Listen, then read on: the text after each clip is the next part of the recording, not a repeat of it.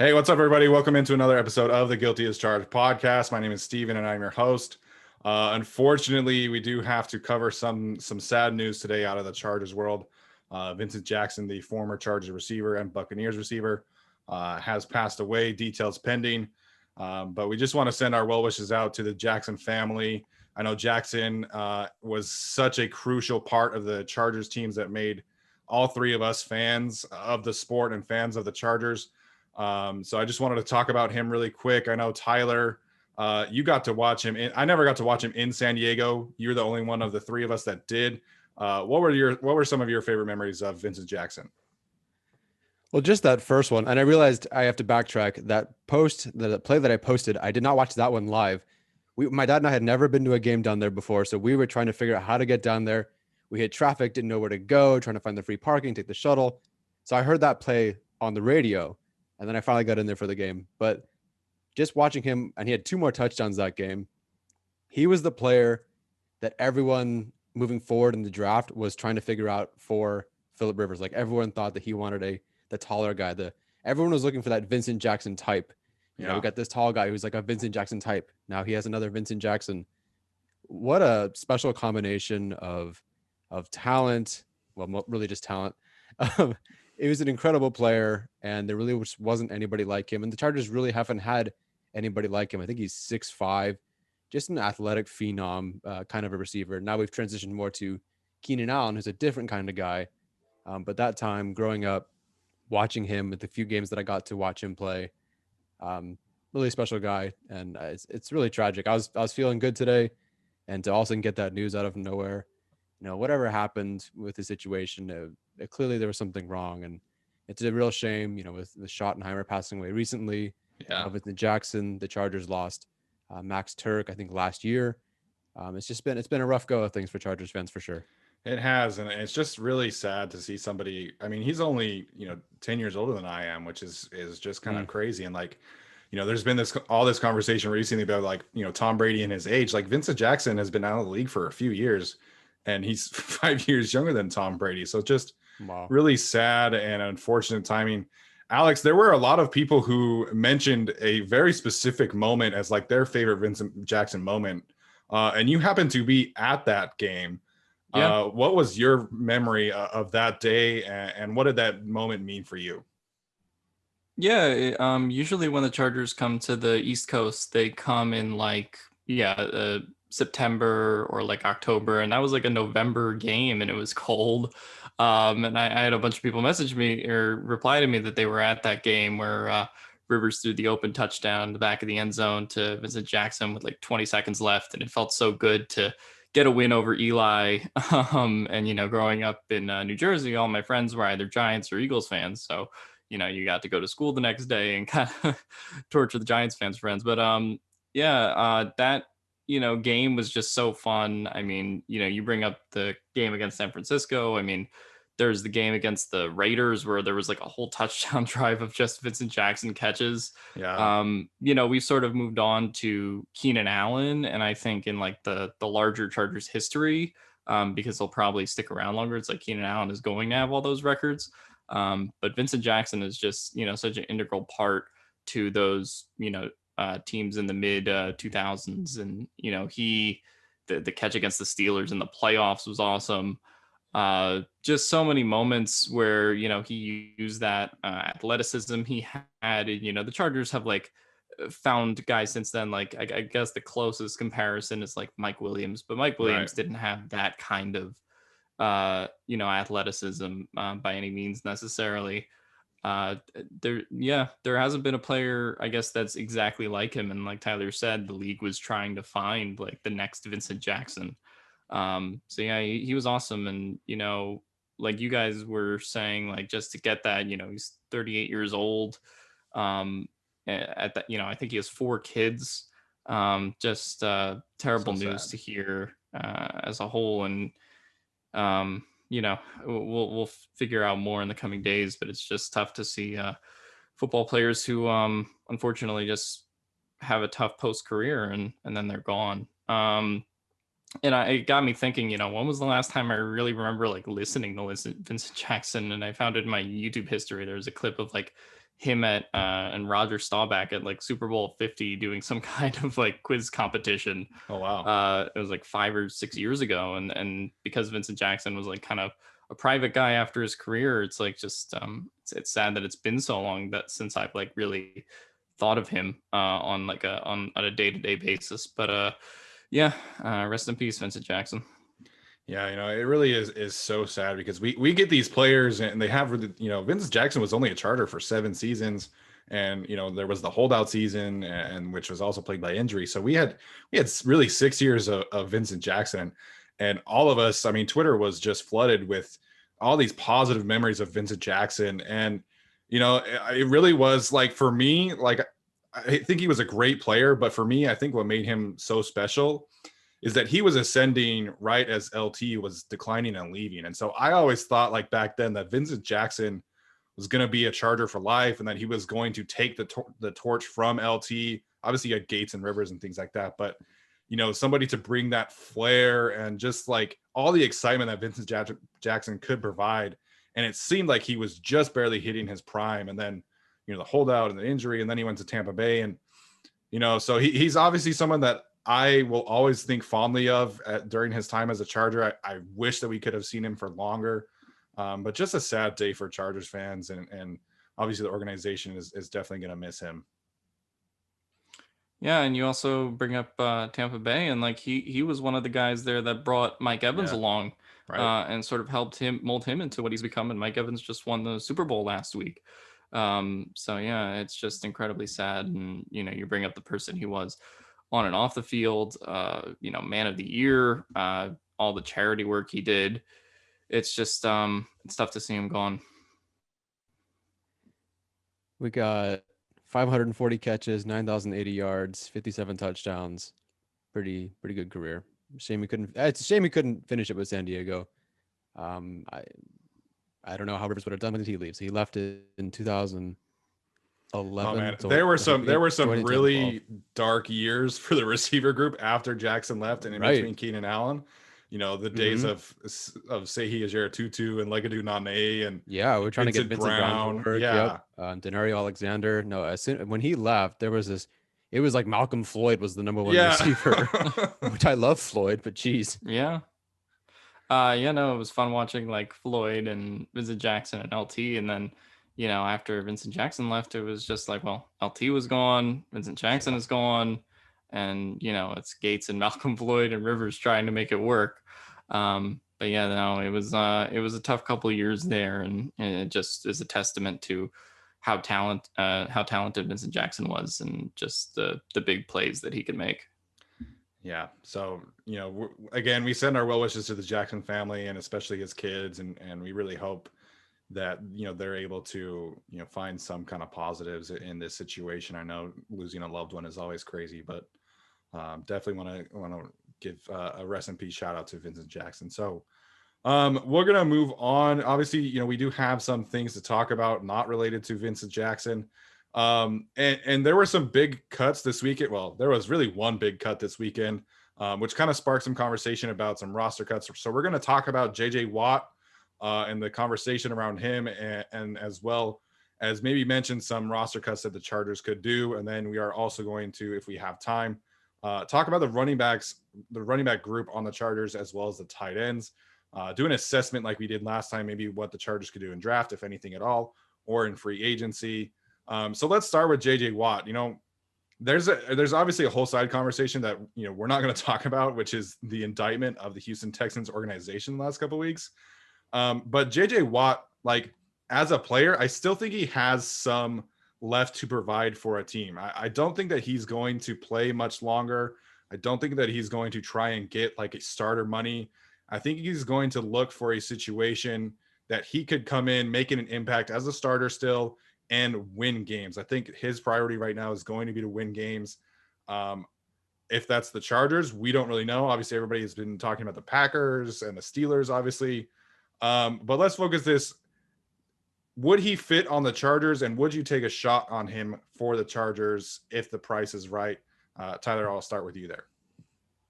I would, absolutely. I watched it's not his first drive, but the Chiefs' first drive against the Texans to open the season. and they have him lined him in order at right tackle, over the center, right tackle, over the center, over the tight end, over the right guard, over the center, and standing up. And I just think a guy like that, because Staley at this point, I believe him, he's going to put his players in the best position. Just like he said with Bosa, I'm going to move him around. He's going to be at our edge. He can go over the guard. Whatever I know Staley can work wonders with JJ Watt. He's also, in my opinion, a good run defender. He was almost equal, kind of like Joey Bosa, who's a good pass rusher, but also a good run defender. Watt's a pretty good pass rusher and run defender. Jerry Tillery is not a good run defender, at least, and he's not quite there as a pass rusher either. And so I'd honestly much rather have a guy like JJ Watt out there than Jerry Tillery, whatever they decide to do with him. At worst, you have a guy who doesn't have to be your number one pass rusher, who's a very smart guy. Okay, here's the thing that pisses me off about JJ Watt. Sorry, not about JJ Watt. JJ Watt can catch a freaking fade in the end zone, and we can't even get a touchdown from Mike Williams and Donald Parham to beat the Raiders. And JJ Watt's catching multiple, 5 fades in the end zone in one season. I mean, come on. Anyway, he's a perfect Chargers player. Tom Telesco looks for guys like this. He is not only a high character person, but he's, a huge community engagement. What do you get? $40 million that he raised for the Hurricane, Houston. He'd be a perfect Charger. He can fit in this team. Staley can work with him. He's a high character guy. I think he has enough left. I think there's a spot for him. The Chargers have cap space. Are they a winning team that he wants to join? That's the only thing I'm not quite sure about, aside from injuries, of course. But in terms of where he wants to go, are the Chargers that team? Maybe. I certainly think the Chargers will do better than 7-9 this year, but I don't know if they'll do better than, let's say, the Packers this season. So we'll see. But I would take a flyer on him if the price is right. Yeah, and I think the last part you mentioned is kind of the important thing. I think he's going to go to a team that gives him the best chance to win. And we've heard the Packers, the Steelers, the Bills. I think we also heard the Browns and the Titans had some interest. Right. And all of those were playoff teams last year, right? So I think on paper, the Chargers could make sense. You pair him with Joey Bosa. Like Tyler mentioned, he's a great run defender, great pass rusher too. Still at their age 32, 5.5 sacks is pretty great, especially because he's not playing next to anyone noteworthy anymore, like he was with, say, like Jadeveon Clowney. So I think that it would make sense to take a shot on him if he really wants to come here. I just think there's going to be teams that, view JJ Watt as like they're one step away from the Super Bowl, right? I mean, the Bills in the AFC Championship game, Packers in the NFC Championship game, right? And that's sort of why I don't think he'll end up coming here. I just think there's going to be teams that put together those kind of more attractive competitive offers, where as the Chargers are probably 2 years away from really opening like a Super Bowl type window. First they got to make the playoffs with Justin Herbert before we talk about Super Bowl window. So that's sort of my thought on it. My other thought is that I don't know if he's going to be very cheap. I think he's going, he did get cut on the 17.5 million rate, so he's not going to get that. But if you have like 4 or 5 teams competing for him, like seriously, I think he can get 10+ million for a year or two per year on the open market. I really don't think that would be too much, I guess, for his value. So it's a matter of, do the Chargers want to go offensive line instead? Do they want to, re-sign Hunter Henry, right? And like all these questions kind of pop into it, and they can definitely do multiple things. But I think it's really going to be about where does JJ Watt want to go, because I think he's going to have his choice. I just think it's going to be with the team that's a little closer rather than 1 or 2 years away. Yeah, and Ed Werder reported that there were 12 teams that had reached out to him already. So I think he could certainly take a team-friendly deal wherever he goes. That's kind of just up to him and whatever team he's talking to. But I think a 2-year, $20 million for him makes a lot of sense for whoever is going to sign him. His wife plays soccer in Chicago, so obviously that has been connected to as well. I just think, like at this point in his career, he's going to be a Hall of Famer. Like his 4-year, 5-year peak is probably like the greatest 4 or 5 years that we've seen out of any defensive end, like in NFL history. Like, I don't think people remember just how dominant he was. He got 18, 19, 20 sacks for like 5 years straight and won 3 Defensive Player of the Year awards. And so, everybody kind of talks about what Aaron Donald is doing now, and rightfully so. But JJ Watt's peak is one of the more dominant defensive peaks that we'll ever see. I don't know, like if I'm the Packers, like, does signing JJ Watt really make me feel like I'm that much, more equipped to dethrone the Buccaneers? I feel like if I'm the Packers, I'd rather get Allen Robinson or, a receiver and get Aaron some help. I understand the logic of, like, you sign JJ Watt, but to me, the reason why the Packers aren't, winning Super Bowls is because Aaron Rodgers doesn't have enough help on offense. If you talk about the Buccaneers, like, the Buccaneers could make sense, potentially replacing Watt or replacing Ndamukong Suh with JJ Watt. That makes a lot of sense to me. He played for Mike Vrabel, and Vrabel was a coach for the Texans. Now he's the Titans. I don't know if JJ Watt would do that to Houston and, go to his division rival. But there are definitely some more teams that make better sense for JJ Watt than I think the Chargers. But, the Chargers could sell him on, hey, we have a great young quarterback. We have a very bright defensive minded coach who's going to be able to make things work with you and Joey Bosa. Like, I think the Chargers could put together like a competitive offer in terms of like the appeal. But like Alex said, I just don't know if his priority is to win a ring in like the next 2 or 3 years. That's not the Chargers. I'm also curious, and we'll talk about this in a little bit if we talk about the coaching staff at all today. The Chargers seem to be analytic driven, or they're going to be a little bit more analytic driven moving forward. And they've mentioned Pro Football Focus a couple of times. JJ Watt is like 142nd in pass rush productivity this past year. Even though he has 45 pressures, he's like 142nd, and that's cutting out some of the players that didn't play a whole lot of snaps. So I don't know how that looks for them, but the year before he was 8th, by the way. I don't know what happened this year. Yeah, I don't know how you get 45 pressures and you end up 142nd in pass rush productivity, but it wasn't good. But then, like Alex said, who's his running mate? Who's on that defense? The defense is terrible. So I'm sure that would increase if he went next to Joey Bosa. But if the Chargers are looking into those analytics, that is something to keep in mind. Yeah, I think it'll be interesting, right?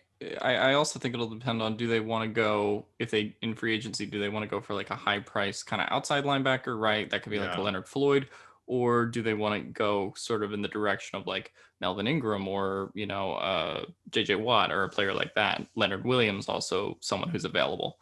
So I think it'll depend on what direction they want to go. And I don't know, we haven't really seen enough of Staley to know like, oh, this is his kind of guy, or he wants a defensive end or an outside linebacker. I think it would certainly be interesting, but yeah, I really don't know. I think that if you want to put a defensive end there, I think JJ Watt's a great guy to have, but I could also see why a Leonard Floyd or someone like that would be really tempting.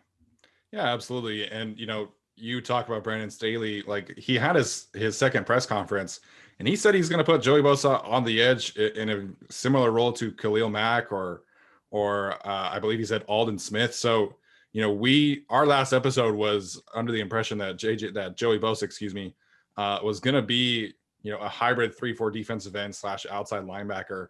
It seems like right now Staley wants to use him as an outside, more of an outside linebacker than a defensive end. So to me, I feel like if you are approaching that and you have a hybrid defender who's your best player, it would make sense to get another hybrid player who can play as an outside linebacker / a defensive end. And I don't really know if that's JJ Watt. Again, I don't know if that's what Brandon Staley wants to do either, but they don't really have that. So, in situations where you put Joey Bosa on the inside, you've got to have someone that can kick outside of him. But, that's putting Nwosu on the other side and putting Tillery as the defensive end on the other side by himself. But, to me, like, I tweeted this out after the press conference, a guy like Carlos Basham, Boogie Basham from Wake Forest makes a lot of sense, or Cameron Sample from Tulane, who can play inside and outside. But obviously those are draft targets. And, Leonard Williams, he can't really play on the outside either, as much as I think that would be a fantastic fantastic signing. But I think, and until we know more about what Brandon Staley wants to do, I think signing JJ Watt means that he's going to have to be really creative, which isn't necessarily a bad thing. But I don't know if that's something that he's going to explore in the draft or in free agency instead. Yeah, if one of their plans is to put Jerry Tillery on the outside based on his performance against the run game this year, I will pay JJ Watt $40 million to just play opposite Joey Bosa. Yeah, the Chargers, they won't pay him 40 million, but the Chargers can be competitive. They can bully other teams and beat other teams with the money they have. So yeah, they have the money to make it work. And I think, if anybody can make a pairing of JJ Watt and Joey Bosa work like to perfection, it's going to be Brandon Staley. And so, yeah, I was just having this conversation. We were listening to Part of My Take on our way home from our little vacation this weekend, and they were interviewing obviously Justin Herbert, and then they interviewed Aaron Donald too. And Brandon Staley, like, they asked Aaron Donald about Brandon Staley, and he was like, we just did a much better job of isolating one-on-one situations for him. And so, that just kind of confirms that Brandon Staley is going to create one-on-one opportunities for whoever earns those opportunities. And, I just can't wait. I think JJ Watt makes a lot of sense, but at the same time, to me, it makes more sense to, beef up the defensive line group through the draft, because, you don't really know what the long-term future is of a Linval Joseph, of a Justin Jones, whose contract is up after next season, of a Jenna Nwosu, whose contract is up after next season. So, we'll see. To me, that it just makes more sense to do that through the draft. Yeah, and the other thing to the draft is, you're getting those cheap rookie contracts that are so valuable, whether you're drafting a defensive interior guy, defensive end, outside linebacker. Like, I think that's why it just makes a lot of sense to do that in conjunction with whatever they do in free agency. I think my other thought on Watt too is just, he's had a couple season-ending injuries, and that's a concern for me as he's kind of getting to 33. A torn pec one year, some other stuff, some other years, but that's a concern for me, especially at his age. So I don't know. For me, I'd probably look in another direction, but if he really says he wants to come to the Chargers, then make it happen. Yeah, it's hard to ignore if he says he wants to go to the Chargers. Then sure, like they don't really have a better option on the roster. So right. But having done some mock drafts and looked at some guys, and especially if the Chargers can trade back, there are just some options in the second round for their edge position or outside linebacker, whatever, that I just think I would prefer at this point, with the new coach and with Herbert being so young, they kind of do a little bit of a youth movement. Some of these veteran contracts just haven't really worked out for the Chargers at this point. If they were just a little bit of a better team, like they could win a Super Bowl next year, I'd be a little bit more behind this, but they're just not there yet. So I feel like they'd be spending, $10 million a year for them to almost get to the Super Bowl, and then he retires, and then now they're going to go to the Super Bowl and it's too late. So we'll see. And I just think the bigger need that they have to prioritize is like offensive line. Sure, like you got to get, someone in free agency, people in the draft, like that to me is number one. So like if the difference is, I'm spending, $12 million on JJ Watt, or I'm spending $12 million on Joe Thuney, like to me, I think you got to go Thuney in that situation. Yeah. And, transitioning to that offensive line, there's going to be some really interesting names. Like everybody in the NFL is going to have to make some interesting decisions, right? Because, the Tampa Bay Buccaneers, for example, they have zero dead cap on their starting left tackle, who's pretty good. Like he's not a great, but he's very solid. And they have Chris Godwin to pay, and Shaq Barrett and Levante David, and like all these key players. And so it's like teams like that are not going to they're not going to be able to bring back every single starter that they would like. The Saints, who are like there's no way the Saints are going to be able to keep all of their starters. Like they're going to have to make some cuts. The Chargers necessarily, they don't have to cut anyone. Like they can head into free agency with their, $26 to $30 million, depending on where the exact number is, and work with it and then draft people. I think if we're talking about potential, cap casualties, I think you obviously have to start with Trey Turner, who we have talked about a couple of times, but I kind of want to dive into this a little bit more. He carries a zero dead cap hit, and he was so bad last year. Like Alex was having this conversation too. His obviously PFF is not the end all be all in player evaluation, but his PFF grade last year and his ranking was atrocious. Yeah. I mean, PFF graded like 80 guards last year and he was 79th. Those are the kind of numbers that we're talking about. Oh, and man. It when you watch him on film too, like he was just noticeably slower than he was in Carolina, didn't quite get leverage quite as well. And I just think that when you see that zero dead cap money, like that's sort of blood in the water. It's like it's sort of obvious what they're going to do based on Telesco's history as well. And I saw some comments that were like, oh well, Brian Balaga didn't play last year either. So it's like then you should cut both of them. It's like, well, if you cut Brian Balaga, you have 14 million in dead cap. Yeah. So you can't do that.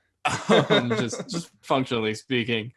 But I mean, Trey Turner is the most obvious cut on the roster. Some people have mentioned Mike Williams, but I think that that's more likely that they would do a contract extension or some kind of trade situation there, just because he's kind of younger, more valuable in terms of potential draft compensation or something.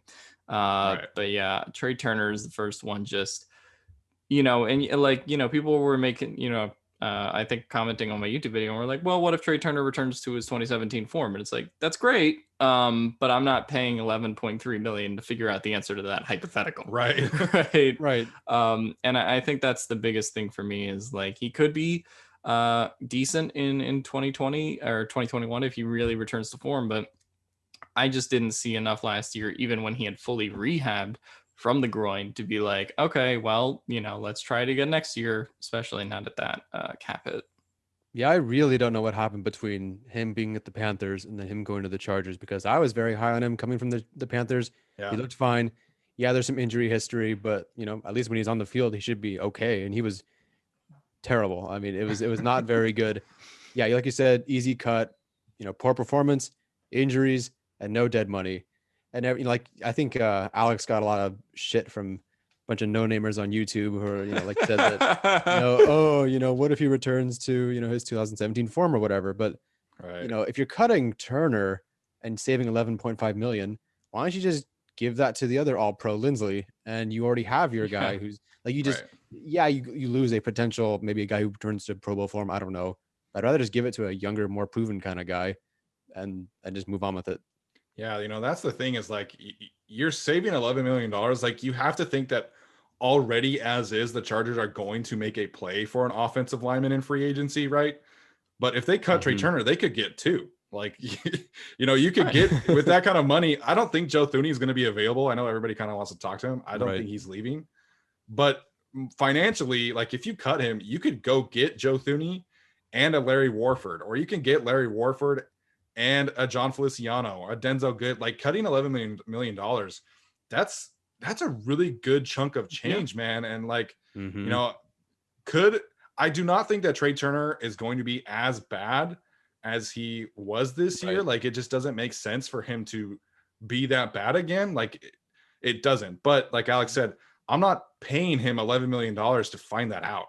Like if there's a contract restructuring and his cap hit gets lower to like 4 or 5, then awesome, sign me up and I'll take that chance. But $11 million, I think it's like close to 11.5 too. Like I'm not taking that chance. I'm taking that 11.5 million and I'm going to get 2 swings at 2 guards and potentially upgrading both of my guard spots or a guard and a center spot, because it just doesn't make sense financially to keep someone like this when they were so bad last year, so injured, and there's no cap consequences from it. Yeah, and it's like 11.3 million isn't just like money you could use for other offensive linemen. The Chargers are currently projected to have like 34 million in cap space, so you open up an extra 11 million, you have 45, and $11 million, that basically pays for the Hunter Henry extension, right? Yeah. If you want to do that, like it's a significant amount of money, regardless of like which players we're talking about, or which linemen, which tight ends, corners, whatever. Like it's just a significant amount of money, and I did not see enough in his performance last year to really justify paying him that. You're right. I mean, I would have Henry or Davis or Lindsley or Watt or Johnson or Floyd or the 79th ranked guard in the league. Like, sorry, I'm just going to take that every time. Yeah. And the other thing for me is like, there's been talk about re-signing like Feeney, Tevye, or Lamp. Like you could get like 2 or 3 of those guys on depth contracts for like half the money that you're paying Trey Turner. and you could have them be backups or whatever. Like it's a significant amount of money that could like hold over a bunch of players, you know, if you're talking about smaller deals too. Yeah, it really just makes too much sense. And Alex did a video potentially talking about the Cincinnati corner. I forget his name. William Jackson. Like with $11.5 million, like you can go get a guy like that too. And that kind of leads me to the next one. None of us really think that Chris Harris is going to get cut. No. All of them have talked about like the potential of Chris Harris, returning in this kind of defense. But I'm not too sure about Casey Hayward. Tyler, what do you think this team does with Casey Hayward going forward? That's a tough one. It's such a hard one. I think, well, yeah, like you said, not Harris. I don't know what it is. I'm starting to lean towards them cutting him more than I previously thought. I just feel like Staley will make it work with somebody else that he prefers. And I think they only lose, he has only $2 million in dead cap this year if they cut Hayward. It was 14 million years or more, or $14 million or more the past 3 seasons, but now it's just 2 million. Like, this is kind of the way the contract was set up. You only have 2 million left this time. And if you're performing well the year before, we'll keep you around. No problem. It's a friendly contract. But if not, we can cut you. And that's pretty friendly for us too. So I wouldn't be surprised if they all returned, but I'm starting to lean towards more them cutting Hayward. Yeah, I've been thinking that they're going to cut Hayward for maybe like 2 or 3 weeks, not just looking at the numbers. And it's like, you have 11.75 million, as the cap hit, 2 million in dead cap. So you basically save 9.7, $10 million by cutting Casey Hayward. And it's like, the other thing is the scheme change for me, right? Staley really likes kind of young, fast corners that can move around, and that's just not Hayward. If Anthony Lynn had been brought back and they were still playing a 4-3 system, like I think Casey Hayward would have much higher odds to stay. But like the fact that they're changing it up a lot, and maybe they go corner in the draft or do something else, like Casey Hayward just isn't the guy to play like the same role that like Jalen Ramsey did this year. And you're not going to find a Jalen Ramsey necessarily, but you can definitely find a younger corner or even a corner that is kind of faster and more physical, right? Patrick Peterson, for example, is a very similar age to Casey Hayward, but has like 4.3, 4.4 speed. And, he's also 6'1". So that's kind of what Staley wants in a corner. I'm not saying they'll go after Pat Peterson necessarily, but I think that you kind of want a corner like that. And a corner similar to that in this draft is someone like Caleb Farley. I don't know if they'll end up going after him or not in the first round. We'll see. But for me, Casey Hayward, if they had kept the same coaching staff and kept the same people in place, then I think Casey Hayward would have a much larger chance to stay. But it's like, Chris Harris, you can shift inside and, basically play him at slot corner, and he can still do that reliably, I think, for 2-3 more years in his career. With Casey Hayward, he hasn't played slot corner in 6 years, and he's also not as good as a slot corner as Chris Harris, right? So That's just kind of the issue. Yeah, I'm not seeing much of a role for him on this team either, especially if you want to re-sign Michael Davis, who I think is really important with his age, his speed, and sort of how he played last year. I've been thinking more and more that, you look at the cap numbers, you look at the situation, you look at the new coaching staff, and Casey Hayward just feels like, trying to fit a square in a round hole. Yeah, that's totally fair. And, when you're comparing Hayward and Harris, like the situations, obviously there's the different roles and stuff too, but, that's $1.75 million difference in dead cap too. And so, you save so much more money by cutting Casey Hayward than you do Chris Harris. So I just don't think that's going to make any sense for them to cut Harris. And in terms of like what they could do to replace Casey Hayward, like I understand the logic of keeping him, right? Because, you keep him and then you don't necessarily create another hole. Like if you keep Casey Hayward, then you can be a little more flexible in terms of where you're going to draft a cornerback, whether that be, one of the third round picks or on day 3, you can draft it more of like a developmental cornerback to potentially start in a pinch. But So like, I understand that you cut Casey Hayward, you absolutely have to draft a corner in the first 2 rounds, because unless you're taking a Patrick Peterson flyer or an AJ Bouye flyer. But, you know, in that situation, I would totally understand it. Get a little younger, get a little cheaper in the secondary. And, you know, you mentioned Michael Davis. You can cut Casey Hayward and take all that money and say, here you go, Michael Davis, here's your extension. I don't think he would cost exactly $9.7 million, but, you know, like the idea sounds like you could take the 8 or 7 or whatever Mike Davis costs and just give Casey's money to Michael Davis. Right. For me, it's just about, I guess, the future. And, you know, we were talking about like Linval Joseph or Justin Jones earlier in the show, and like these kind of stopgaps on the defensive line. It's like, I feel like Casey Hayward this year would kind of be a stopgap corner. Like he would be someone who's going to play one more year and they're not going to bring him back. So doesn't it kind of make sense to just cut bait now and start to figure that out? I don't know. I mean, that'll be a Staley Telesco decision, but the more I've thought about it, he's probably the second most likely cut after you look at Trey Turner. No, I completely agree. Second most likely for sure. Who is your third? I mean, I don't really think this anymore, but for a while I did think Chris Harris, because it's like, okay, you take 11.2 million minus 4 million, even if it's 4 million in dead cap, you're saving 8 million. But because of what they've said, and because, you know, they bring in someone who's worked with Chris Harris before as their defensive coordinator. And then Staley was in Denver as the inside linebackers coach. You know, that's, I don't think, or sorry, outside linebackers coach, I believe, right? Right. So I think, you know, I think Chris Harris is probably safe. Other than that, there's not a lot of cuts they can make, other than like maybe some of the other small cost guys. You know, it wouldn't cost a lot of money to cut, I don't know, some of the other guys down the roster. There really isn't another obvious big money cut, I think, outside of those three. Just because of the dead cap money that would, you know, if you wanted to cut Brian Balaga or somebody else, they all produce. It's cheaper to keep them than to cut them off the team. So that's just the reality of how it works. Yeah, there's not really a more obvious cut outside of those three. People have brought up Mike Williams. But yeah, like I said, I just think that's a situation where it would result in a trade or would result in an extension to make this year's cap hit a little bit better. Like it would result in that kind of situation as opposed to cutting him, because I still do believe he is an asset. You know, 15 million is a lot to ask a team to take on if you are to trade him, but a sign and trade situation works out fine there. So I think that the three that you're looking at are really the three that I named.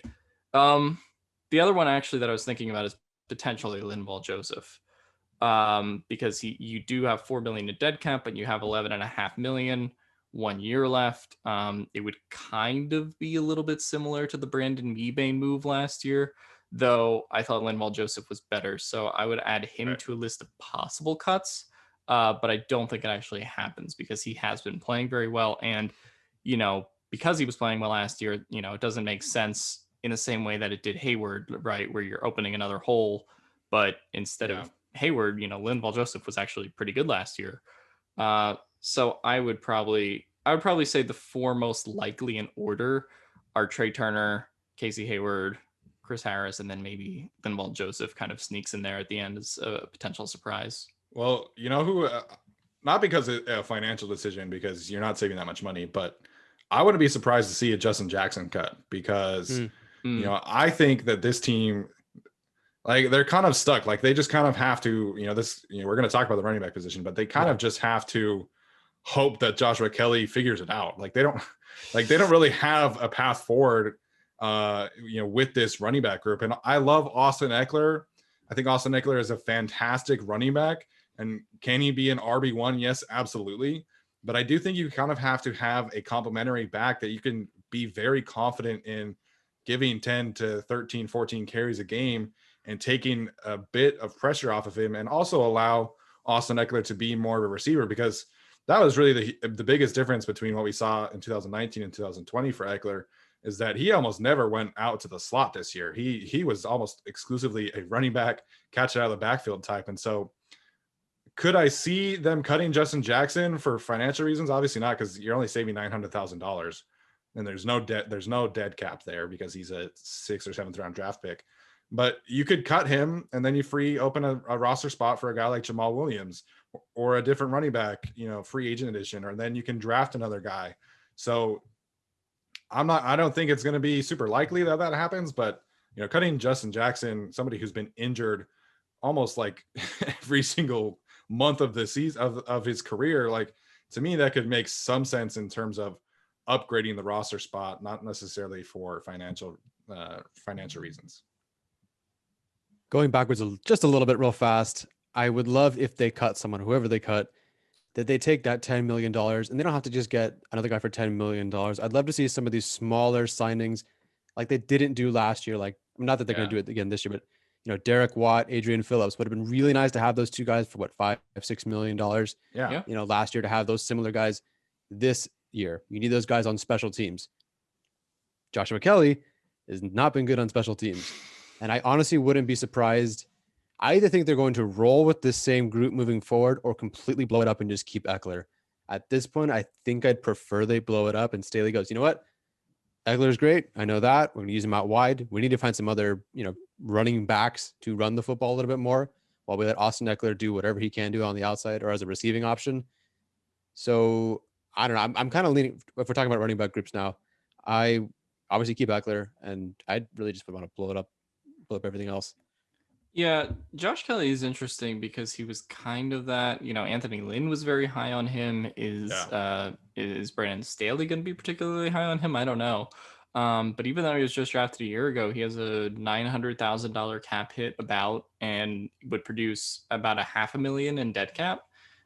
So it's not like a crazy idea to cut him or Justin Jackson. Justin Jackson is just kind of a shame with his injuries because when he is healthy, like, he is really good and he is a really good complement to Eckler, in my opinion. But it's just like you can't rely on that, unfortunately, for 16 games. Yeah, sorry about that. I was going to look up what other free agents are running, free agent running backs they could target besides Jamal Williams. Kalen Ballage. Oh man. Like, that's the thing with Joshua Kelly, right? Is like, it got to a point where he was struggling so much that they decided to bench him in favor of Kalen Ballage. And, I thought that he had a fantastic first game against the Raiders, but that's just not something you see other teams do. And, you draft a guy, you talk so highly of him, there was, best player in training camp talk.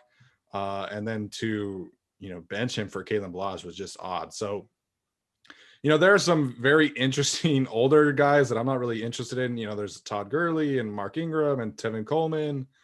Matt Breida would be interesting. He's pretty much identical to Austin Eckler, though, in terms of style. There's Leonard Fournette, who I think is going to get a big payday to stay in Tampa Bay, but we'll have to see on that one. Malcolm Brown is an interesting name in terms of, a goal line physical runner. I wouldn't hate that one. Oh man, this free agency group is just not good. It gets bad when Steven's really trying to hype up Malcolm Brown. So let's talk about the coaching staff and then how they've used running backs previously. So Staley.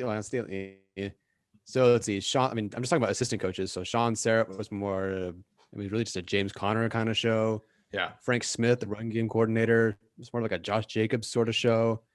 So I'm really curious what kind of backs they're going to be looking for. Well, when you're talking about like the Saints influence, right, with Lombardi and Frank Smith, they've been, very dedicated to, like a 50-50 type split. And, you have Alvin Kamara, or, you go all the way back to Reggie Bush. And then you have like a receiving back who can run the ball, 12, 14 times, which I think is obviously what Austin Eckler can do. And then they had Deuce McAllister as their power back. And then they have Mark Ingram and what's his name? The guy there now, Latavius Murray. So, I think if you're talking about a Saints influence, it's very clear, like you almost never see a third guy. You see two guys and you basically split it 50-50. The Niners influence, the Shanahan influence, they're very much like 4 or 5 guys are going to touch the ball. Like they use every running back at their disposal. I mean, you look at what the Niners have done the last couple seasons. You have Raheem Mostert and Jerick McKinnon and Tevin Coleman and Jeff Wilson. They all touch the ball like every single game. And I think Jeff Wilson was mostly a special teams guy, but you know, it's going to be interesting there. But I think the dynamic that we're going to see from this running back group is you're going to have Austin Eckler, who's going to get, you know, 10 to 13 carries, 5 or 6 targets a game, be used heavily as a receiver. And they're going to want another guy who they can very confidently play in that supporting cast role. Because if you look at the snap counts, if you look at the touches, Latavius Murray, Mark Ingram, they were super involved every single week. And I just don't think like you can look at Joshua Kelly and his film and his production and everything and be like, okay, Joshua Kelly is going to be that guy. And you can't do that with Justin Jackson either, because Justin Jackson gets hurt all the freaking time. He can't stay healthy. You know, Alex mentioned it. He's been great when he's on the field, but the injuries are a problem, man. So could they cut both of them? We'll see. I think Justin Jackson is kind of a no-brainer because, you know, 0 dead cap and he's injured all the time. So I think we're going to see them address the running back situation. I just don't know if it's going to be a free agent or, you know, potential like another day 3 draft pick. Do you know?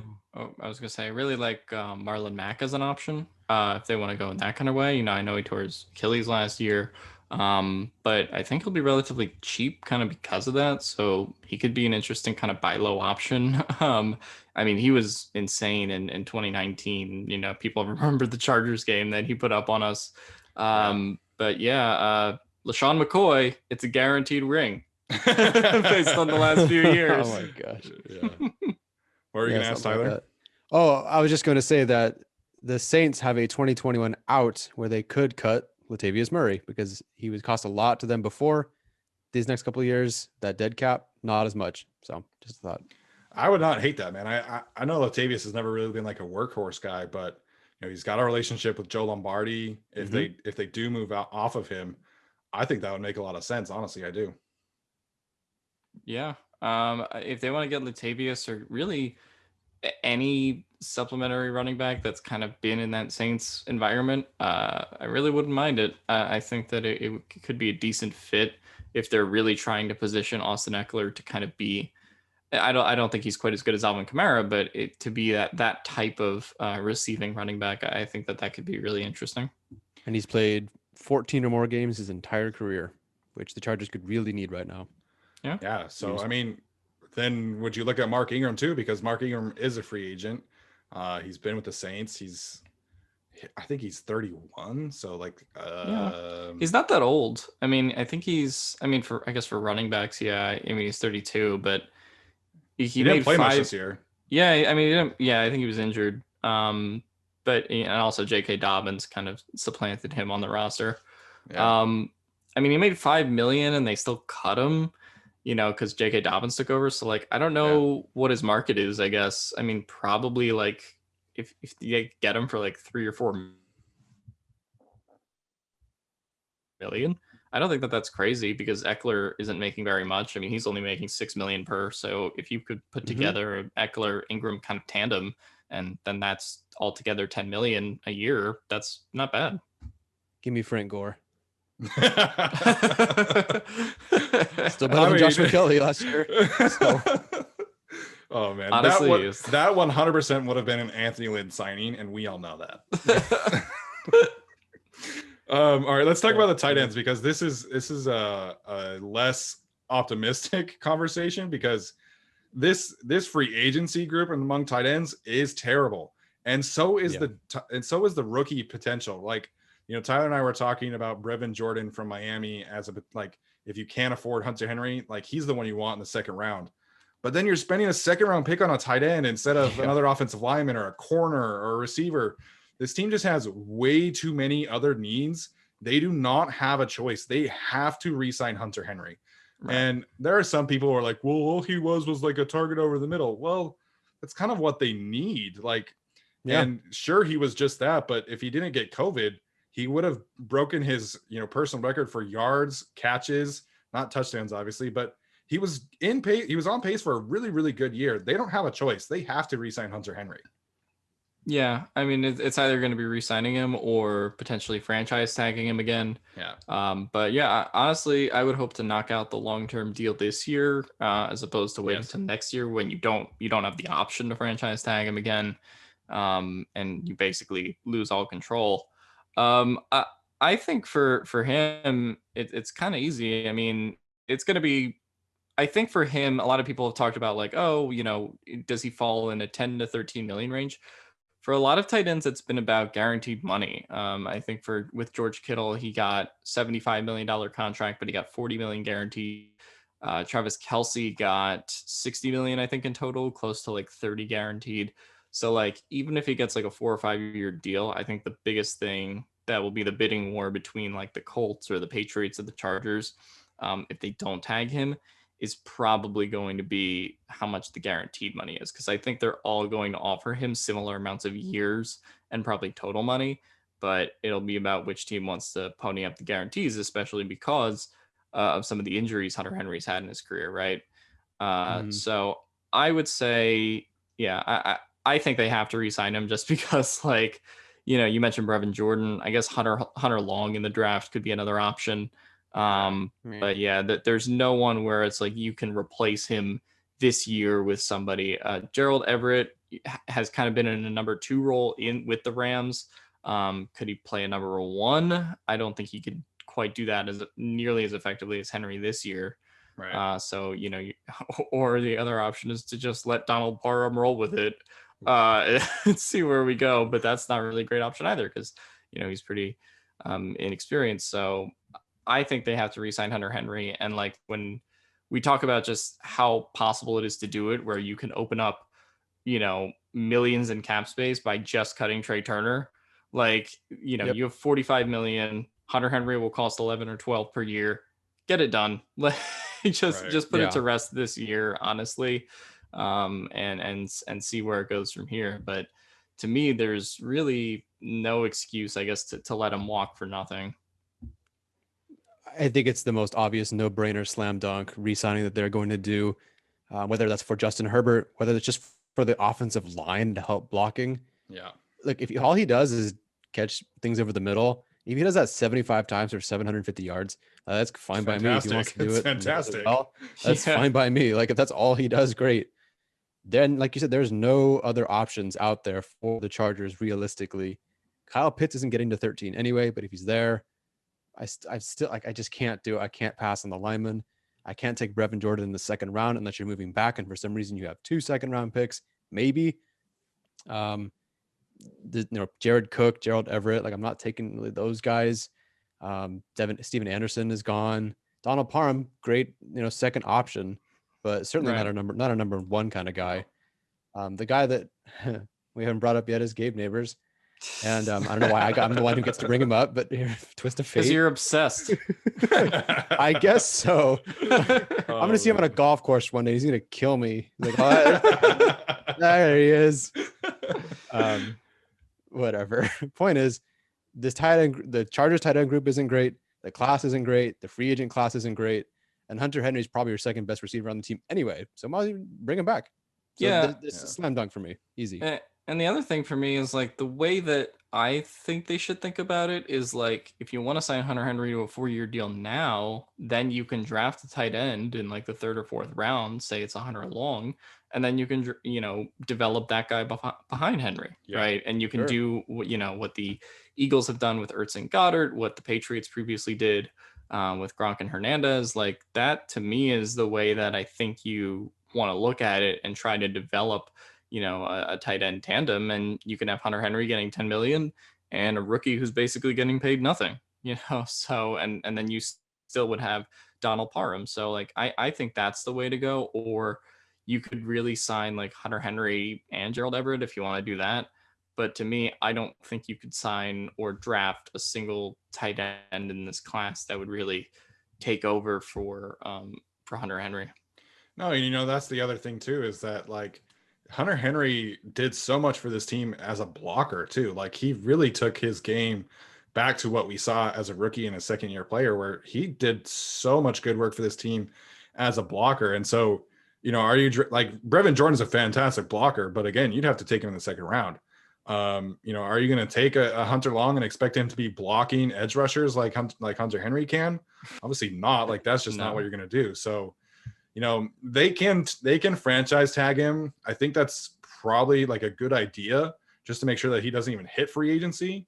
But having him play on the franchise tag is a different story. And so right. To me, like, because his franchise tag this year paid him 10.6. Doing that again pays him next year 12, which it's not a crazy cap number. They can make that work. But to me, like, it would make sense to franchise tag him as soon as you are able to in a few weeks. And then once the league year starts, you can slap an extension on him, and then, Alex mentioned the draft a tight end. The Chargers have done that, right? Like Antonio Gates, and then you had Ladarius Green, and then you had Antonio Gates and Hunter Henry. So I wouldn't be opposed to that plan. I think Donald Parham, who knows, honestly, like he caught like 5 passes. Like they looked cool. They were awesome. But, like, what is he as a full-time blocker? What is he as a full-time receiver? I'm not confident enough to say, no, I'm not drafting another tight end. No, I'm not signing somebody else to complement Hunter Henry. Like, I could bring back Virgil Green. Like, I'd be okay with that too as a blocking tight end. So we'll see. But I can't imagine that they go into this next season with, just Henry and Parham. I think they'll add someone else in addition to those two. I think bringing back Green is a good idea too, because by golly, if they don't have Henry and they don't have Green and they do 4 new offensive line starters and pray Bulaga hangs around, that's horrible. So they really need to bring on a couple of tight ends to help with this front. They missed Virgil Green a lot, man. Like Hunter Henry did a lot of good things as a blocker, but we saw them shift from a lot of 2 tight end sets to just the one. Like, they didn't trust Donald Parham as a blocker. So, like, they told us what they thought of Donald Parham last year. Granted, different coaching staff, but the usage of the 3 receiver sets like almost doubled after Virgil Green went down with injury. Yeah, and the other thing for me is, you have to consider Justin Herbert in this as well when we talk about like the importance of Hunter Henry. Like, he's the second most important target on this team other than Keenan Allen. And so, there has to be kind of that safety valve like Rivers had with Gates, and like Herbert will have with Henry. Like, I just think you have to have that option for him. And I don't think Gerald Everett or Hunter Long or any of these guys we're talking about can be that option next year. So you got to get a deal done, really. At the end of the day, Tom Telesco takes care of his own guys. Yes. I can understand if it's like Jason Verrett, who just keeps getting hurt, and you got to let him go. Right. But Hunter Henry had a good season. He would have probably played all 16. And I think Tom Telesco is going to take care of his guy. I do too, man. And like, my biggest thing, we talked in the summer about Hunter Henry extension. My biggest thing was health. And, he stayed healthy. He played a larger role as a blocker.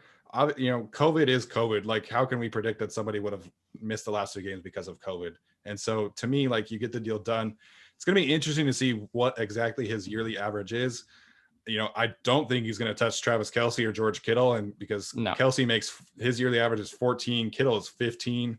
Like, they're clearly in that, they're in another universe. Like, they don't play the same position as Hunter Henry, man. Like, so, Austin Hooper makes 10.5. Kyle Rudolph weirdly is next, and he makes 9. Gronk makes 9. Ertz makes 8.5. Granted, he might get traded or whatever. So I think that Henry is going to land somewhere between 10 and 12, and he deserves it. Honestly, I think he does. Yep. Right. I think out of that group, like, you slide him in as like basically 3rd behind Kittle and Kelce in terms of pay, and I think that fits. I think it does too. So, we've got these dates coming up, and, they've got, I think, 3 weeks to decide if they want to use the franchise tag at all. I can't see them franchise tagging Michael Davis because that's like a $10.2 million cap hit. So, if they're going to use the franchise tag in a couple of weeks, it's going to be Hunter Henry. And I think they would do that to use, give them some time and flexibility to then work out a contract extension, because there's no other option besides Henry in terms of a viable franchise tag candidate. I mean, it was also a very similar situation in 2016 with Melvin Ingram. They slapped the franchise tag on him, and then a couple months later, they got that long-term deal done. Mm-hmm. Yeah, that's a good call. So We were going to talk about the coaching staff. Obviously, that was well. I guess we can talk about it. You know, we're at 59 minutes, so let's talk about it real quick. 60 seconds go. You know, so like to me, I'm excited to see what this coaching staff brings. You know, there's a ton of youth, and some people have mentioned that as a concern. To me, I think the biggest concern is that they are replacing James Campen, who was one of the most respected offensive line coaches in the league, with Frank Smith. And while I'm excited about his brain and his experience, he hasn't coached the offensive line since 2014, excuse me. So that's really is my main concern. I'm not too concerned about the age. I'm not too concerned about the lack of, you know, an experienced head coach alongside of him. I think, you know, at the end of the day, it's all about the quality of coaches. And if these coaches do their jobs well, then I think that's going to be a good addition. But, you know, going from Campen to Frank Smith does concern me a little bit. Alex, what takeaways did you have from the full staff?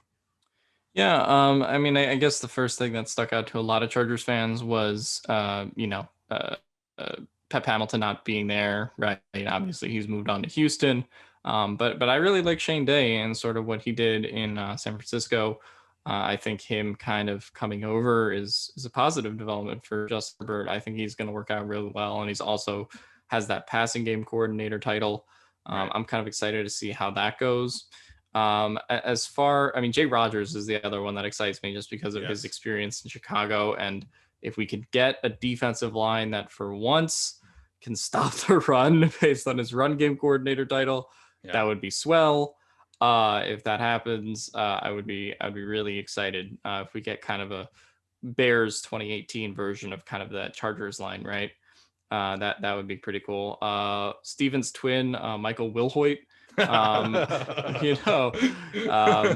excited to see what he brings because he was really the one name that we didn't know on this coaching staff prior. So it'll be cool. And I know Michael Peterson has talked up Derek Foster a lot as a running backs coach. So, you know, I'm curious to see because all these guys kind of come from like different backgrounds. There's not really like one common theme other than like Brandon Staley working with some of them.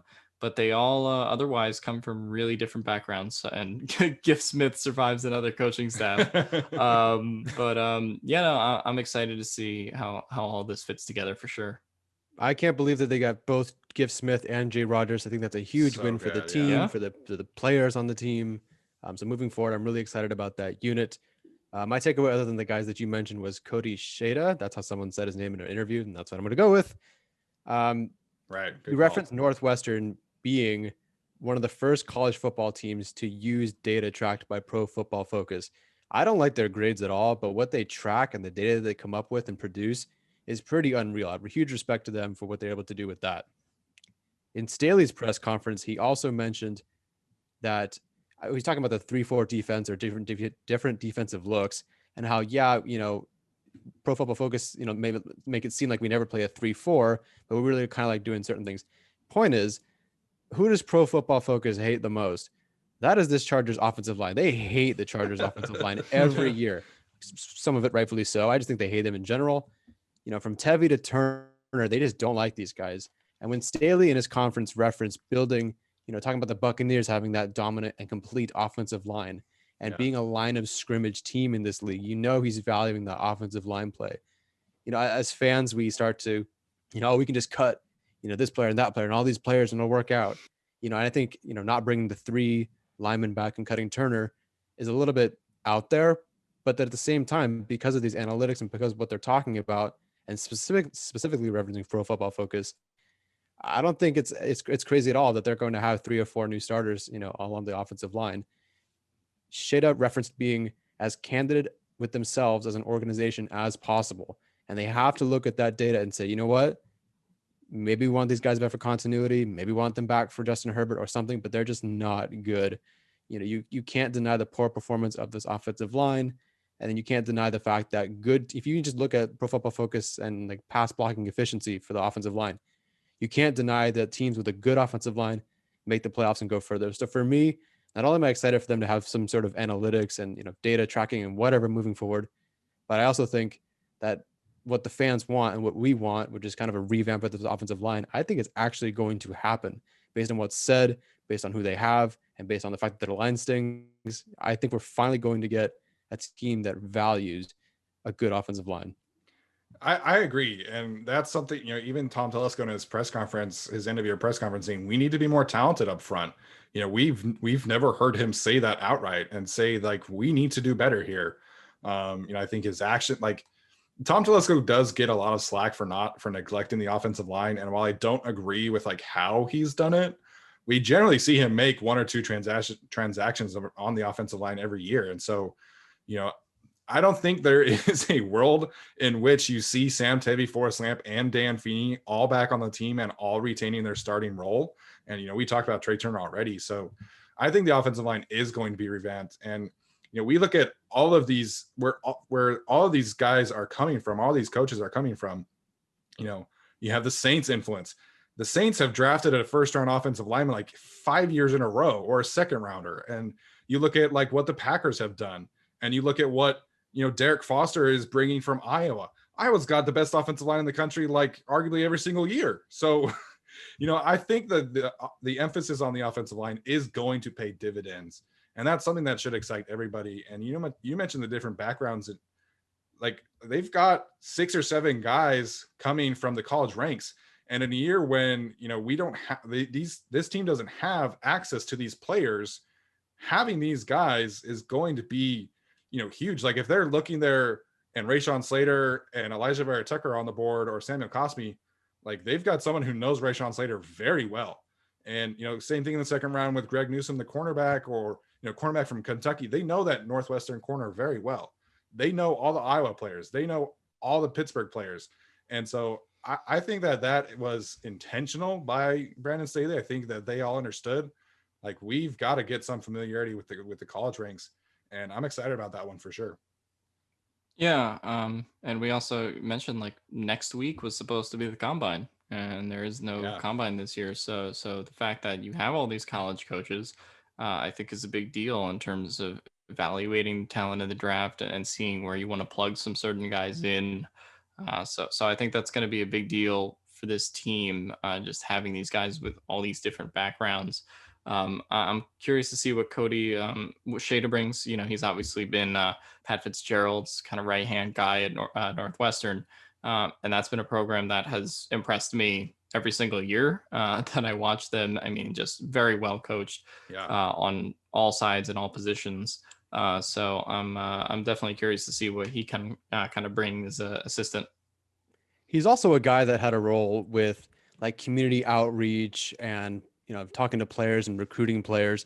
I don't think this is tied together, but the Chargers, for whatever reason, have been very good lately about their public outreach, whether that be, Colin Cowherd saying, hey, look at the signed football that I got, or Pat McAfee going to bat for the Chargers and having the sweatshirt on, all the interviews that Justin Herbert does, all the interviews that Staley has done.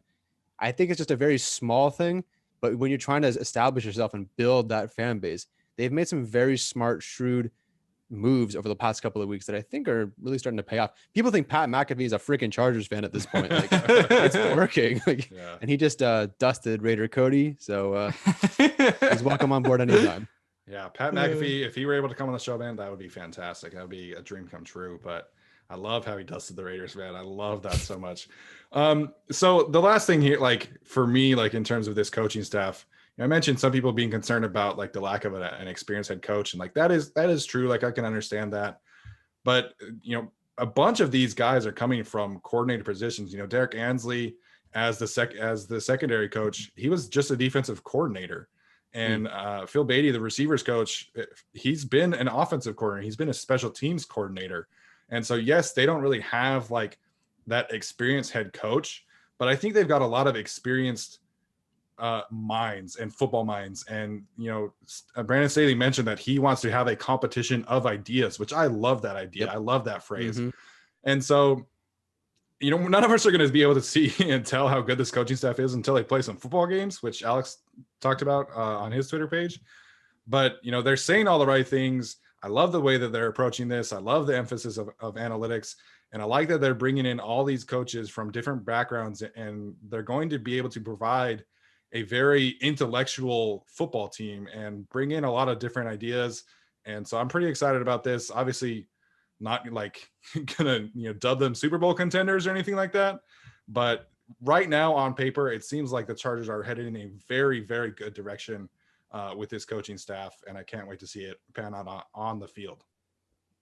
Right, and this will be something to watch with their free agent and draft decisions, just what directions they go and kind of show us what this coaching staff wants to do, which is why I kind of want to get out of this dead period of February with nothing going on and get to the actual meat and potatoes of it. But no, I'm definitely excited to see what this coaching staff does. And, they'll have to prove it in September or whatever. And, whatever, go win a game before we call you a genius. All my hot takes on Twitter.